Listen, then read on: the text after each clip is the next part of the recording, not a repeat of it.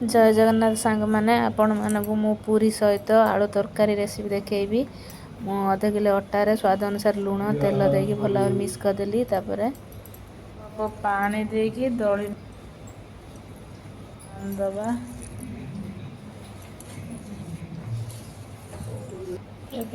घोड़े रखदबा अधा घंटे तेल देकी 5 फुटण लंका देकी भल भाजी आलू पकई भल गुड़े नेली स्वाद अनुसार लुण हल्दी पकई गुड़े नेली टमाटो लंका गुंड देकी सीझापी छाड़देली सीझीगला मो पानी आड करदेली